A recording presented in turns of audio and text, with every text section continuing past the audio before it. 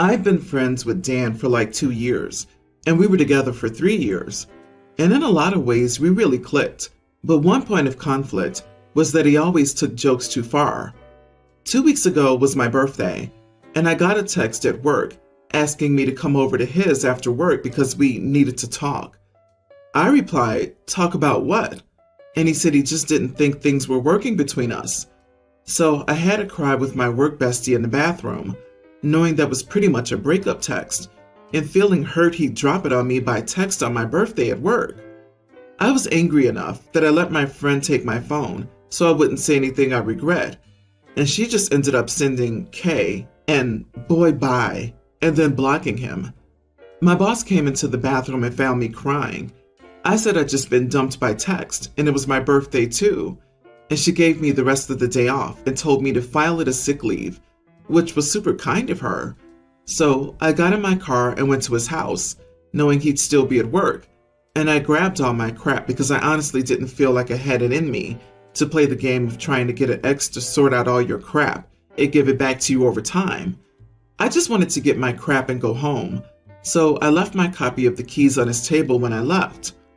I met my friends for drinks and we had a long talk, where I vented about how sudden it was, how it felt out of nowhere because we had plans to spend Thanksgiving and Christmas together with his family, how we were starting to talk about getting engaged, and how I wanted to unblock him and actually talk.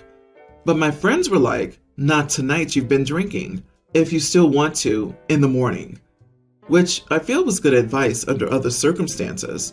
But when I called my ex the next day, he was getting upset with me about how I didn't come by to talk because, get this, it was a prank.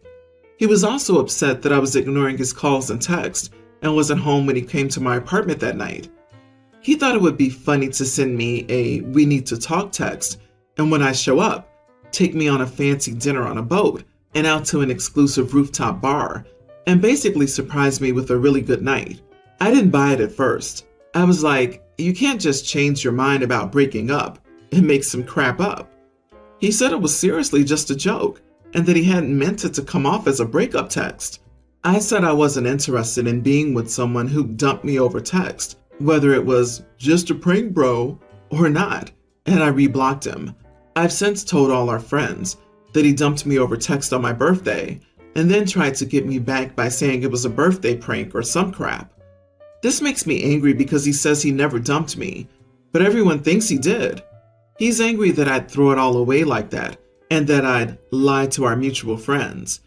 Am I the idiot for being like, okay, when my ex sent me a breakup text on my birthday as a prank? Not the idiot. You rolled like the queen you are. Consider it the greatest birthday gift he could give you, removing his presence from your life. If he was willing to go to those lengths for a prank, what else would he be willing to do? You dodged a bullet there. His behavior and attitude are massive red flags, and he has nobody to blame but himself.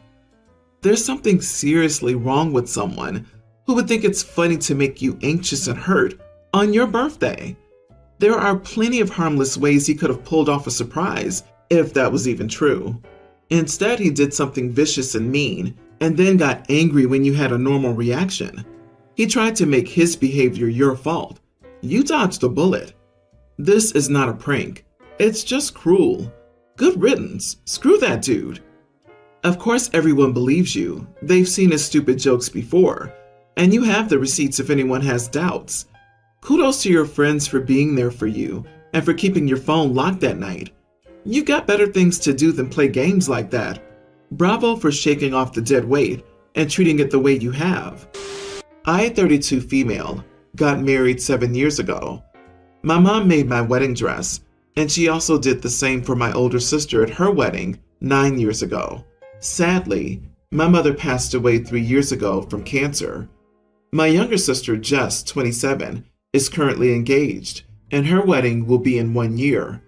We recently met for coffee, and she commented that she always wanted our mother to make her dress, but at the time she wasn't even with her current fiance, and now she can't anymore. After a little chat, she asked if I still had my wedding dress, as she would like to wear it too, as it was something my mother made. I was a little disconcerted and asked if it could be our sister's dress. She's already lent it to someone else, as I was very attached to the wedding dress. She said she didn't want hers because it wasn't white, it was pastel pink, and my body and hers were more similar.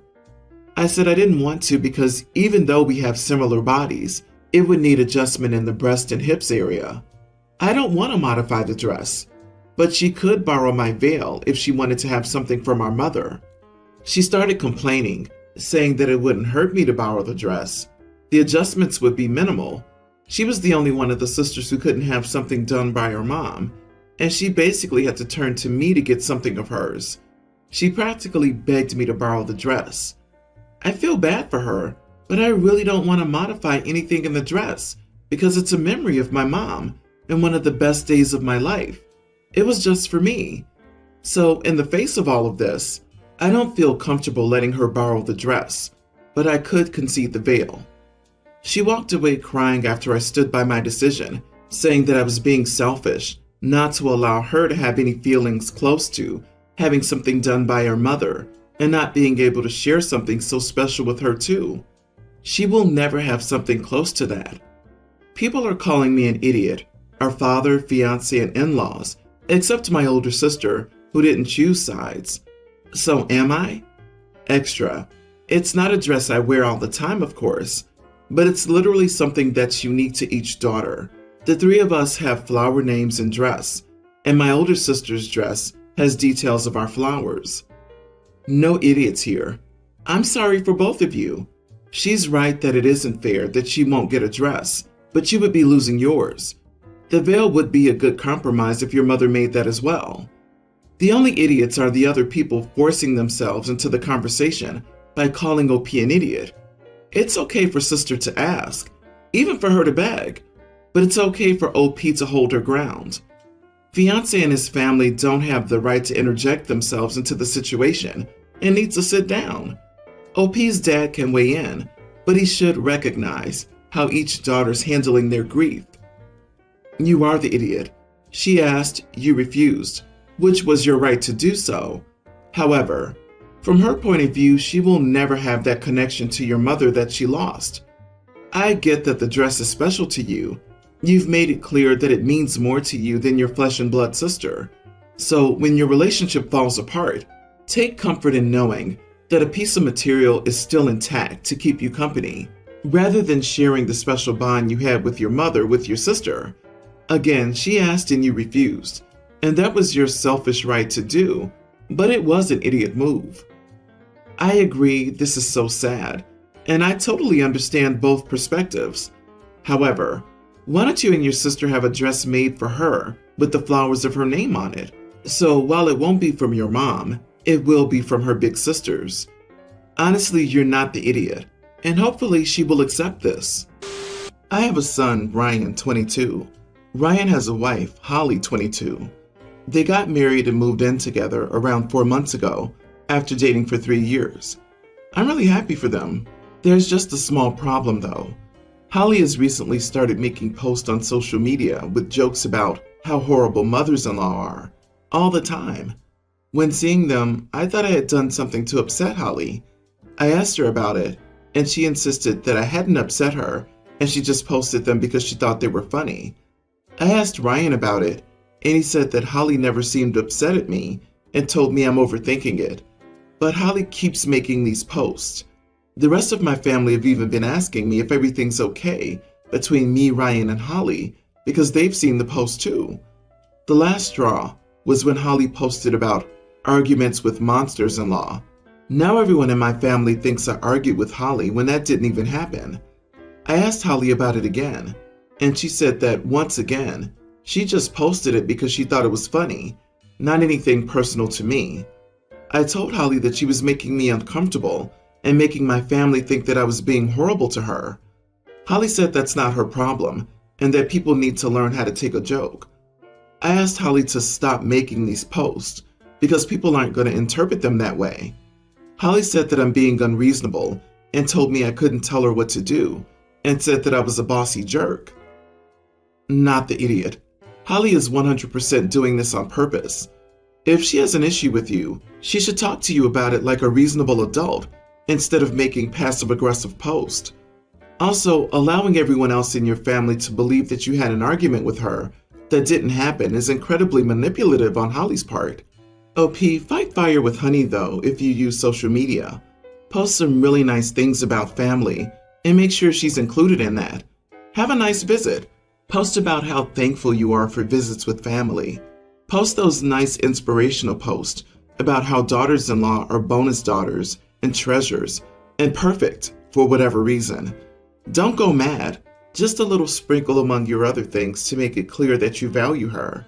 Start getting snap happy at family gatherings, even if not taking photos of the people, a picture of the food, and another lovely meal with son and daughter-in-law tagged.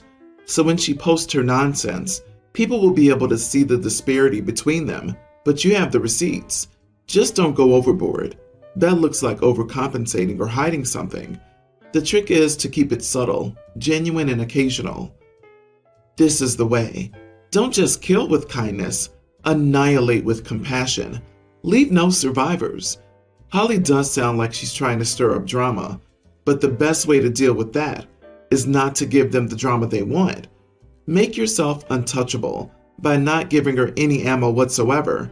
She sounds like she wants an evil mother-in-law, just to be part of the in-laws from the bad place club or something. My female 32, father 56, lives with me. After my mom passed away a few years ago, he had trouble dealing with life and I tried to help him out. I had a spare room and I said he could stay there. My siblings and I cleaned up my parents' house and we rented it out with his 100% agreement. The money covers the mortgage and lets him contribute to my household budget for food and utilities. Andy has a little money every month, so he doesn't have to go into his savings or retirement funds. He could go back to work, but he hasn't. I'm not a mental health professional, but he won't go to one either. I think he's just depressed, but I can't make that diagnosis. I work from home and occasionally meet clients for lunch or at their workplaces, so my car usually sits for days on end. My father got the idea that I didn't need a car for myself, and when my aunt's car broke down, he started letting her borrow mine without my permission. I told him that if he wanted to lend out a car, he should lend his car out. He drives a very nice full-size truck. He says that my aunt is uncomfortable driving it. I said I didn't care and needed my vehicle to be available. He said that family helps family. I said my car was mine and not to be lent out. I spoke with my aunt and told her to stop asking for my car. He decided to test my patience. He trapped me in the garage with his truck and left the house one day when he knew I had a meeting. I had to Uber to the meeting. I was almost late. I was absolutely livid. When I got home, his car was still there, but my car was gone. My aunt needed it for appointments. I told him that it was time for him to move out. He isn't just inconveniencing me now. He's actively sabotaging my job. He cried that he was sorry and wouldn't do it again. I gave him one last chance. There were no problems until yesterday. He lent out my car so my aunt could visit her kid. He had had a key made. I saw that my car was missing, and I didn't even ask. I called and reported it stolen. My car has a tracker in it because it's not paid off. It was easy to find. I, in the meantime, had turned off my phone and gone shopping. I was unavailable when everyone started calling me to tell the cops that my aunt had my permission to take my car. I feel bad for wasting the cops' time, and my family says my aunt was traumatized. My dad is moving in with her now. I did drop the charges and cleared everything up, but my family's still mad at me. I'm mostly mad at my father, but my aunt bore the brunt. Not the idiot. Your aunt knowingly took your car without asking for your permission. That is your car, not your father's. Your aunt is not innocent here. You told her not to use your car. Why can't she Uber to her appointments? Her schedule is not your responsibility. Now you have your car, and your dad is moving in with her. I'd say that's a win-win. You've done way more than your share. Do you think that aunt will somehow find it within herself to drive your dad's truck and not feel uncomfortable? Now that's her only option. Agreed, but you missed my favorite point.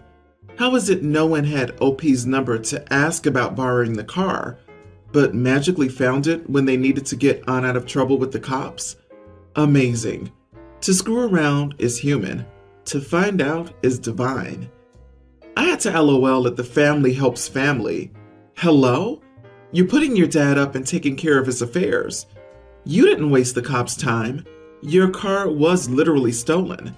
Just because it was stolen by someone you know doesn't mean it wasn't stolen. Furthermore, you specifically told them both to stop taking your car. I wouldn't have dropped the charges. Yeah, and Daddy has a nice new truck. He could trade in for a couple of used vehicles. You know, since he's so adamant about family helping the family. And then there's the whole thing where he doesn't have the money to live on his own, but has a brand new vehicle. Frankly, they deserve each other, and you deserve space from them. I'm 22 male. My nephew is pre-tween, and my brother's 23. I have a special nickname for my nephew. I call him Blip. I call him that because he was a tiny baby when he was born, and when I first held him, my dad said, "He's barely a blip on your radar." That was a joke because I'm pretty tall, and my nephew looked extra tiny when I was holding him. Since then, Blip became my nickname for him. I still call him that, and he doesn't like it when anyone other than me calls him that. The issue happened earlier today. My siblings, they're technically my step-siblings, but I consider them siblings, and I were visiting my dad and stepmom. I got there at the same time as my brother. I walked in and said hello to everyone. I said, "Hey, Blip," to my nephew. My brother, nephew's uncle, walked in after me and said, "Hey, Blip," to my nephew as well. My nephew didn't like that and politely asked my brother not to call him that. That started an argument between my brother and me that ended with him asking me not to call my nephew Blip anymore. I refused, and my brother called me a pompous idiot. The families are pretty split on this. My dad and older sister, my nephew's mom, think I should be allowed to have a special nickname for my nephew, but my stepmom and younger stepsister think that if they can't call him Blip, then I shouldn't be allowed to either. So, am I the idiot for refusing to stop using my nephew's nickname? Editing to add. After the argument between my brother and me, I asked my nephew if he was still okay with me using his nickname. He said he still wanted to be called Blip by me. Not the idiot. The only opinion that matters is your nephew's. Everything else is just noise. Why is there a family debate over this? Why are the families involved? Why did bro just not stop and apologize when your nephew told him not to call him the nickname? Your bro certainly is, and your families are out of line. It seems like one of the most common things in family too. I have a nickname I only accept from my sister, and she has one she only accepts from me. They're indicative of a relationship only we have, so no one else even tries to use them, as they don't have that specific relationship with either of us. It feels like the family's trying to ensure they get a piece of the relationship between OP and his nephew, which is just sad, as bonds should be unique. Exactly. Your nephew doesn't like it when anyone else calls him Blip. If your brother keeps calling him Blip, he'll only teach him that others can disregard his identity as they wish. So anyone else who calls him that without his permission is the idiot. I'm amazed that your brother, who's 23, doesn't understand what is obvious to your child.